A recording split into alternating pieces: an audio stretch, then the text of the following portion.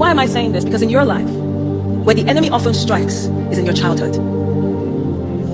Because trauma gives him a foothold. These were children in an adult body.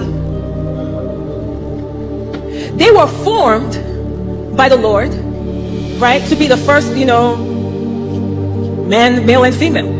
And because they were formed by the Lord in that manner, he formed them in an adult body. But in reality, these were children. Children in their state of mind. Children in their thinking.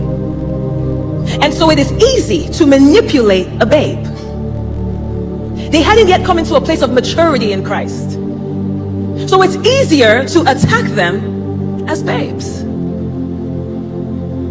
And why am I saying this? Because in your life, where the enemy often strikes is in your childhood.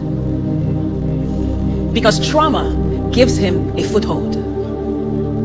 Your trauma is what you carry on with you oftentimes that keeps you in the narrative of shame. Isn't it interesting that someone abused you, yet you carry the shame? You make it about you when they are the monster. Because it gives him access to manipulate how you see yourself for years to come. And where the enemy tries to manipulate you is that he gives you this idea that where was God when it happened? You see, the truth is there is evil in this world. We don't always have all the answers, but there is real evil in this world. But the Lord is not just the one who wants to bring you into the family of God. It's not just after what happens in your spirit. He's after your soul.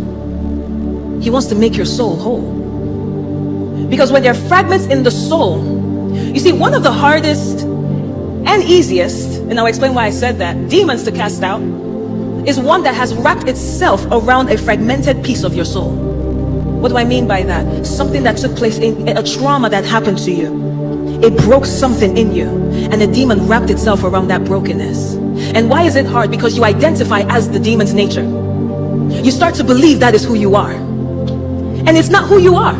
It is the nature of the spirit that is oppressing you. You see, you have to understand that demons have a personality. They're just not these random things floating around. They have a personality, and the only way they can experience who they are is to embody a body.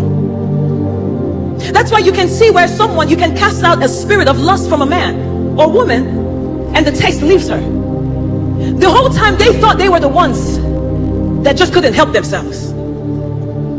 And the problem is that you believed it was you. You can't cast out what you're in agreement with. You can only counsel it. So the best people can do for you is counsel you and help you strengthen your willpower. And then you fail again. Because it's not even about your will. It's the will of an evil spirit experiencing itself through you. And one of the things we must do tonight is for you to recognize it is not me. And another area where we feel ashamed is to feel as though, am I dealing with a demonic spirit? You're not possessed, but you're being influenced. There were things in my life that I would just say, oh, that's just how I am. It's not harmful. Until the Lord opened my eyes, Stephanie, that's not you. That is a spirit that has been influencing you. I remember there was a young gentleman who was living a homosexual lifestyle. And he just believed this is who I am. And when you think this is who you are, you're coming to God from the perspective of, if you can, please change me. And the mentality behind it is wrong. Because you're still identifying the nature of a demon as you. Because when you come to Jesus, you didn't just come to Jesus to say, here is my life. You came to him to do an exchange. That's what salvation is.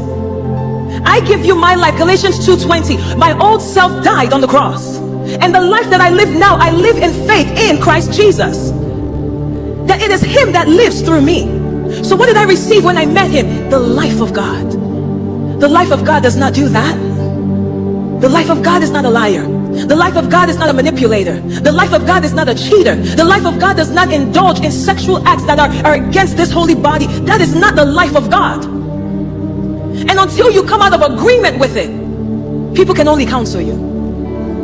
Now it's also the easiest because this requires teaching.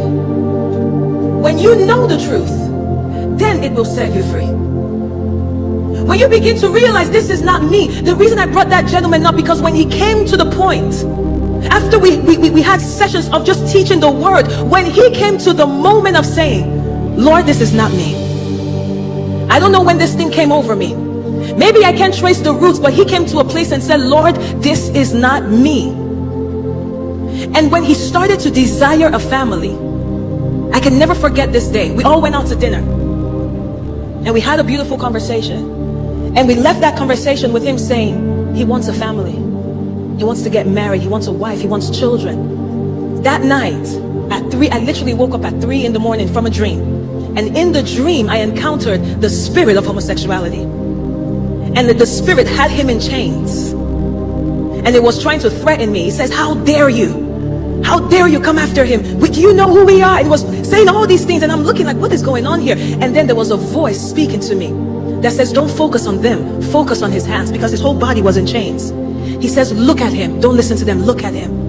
And as I stared at him, all of a sudden there was a light that came from above and broke his chains. Guess what? Today he's married and has a son.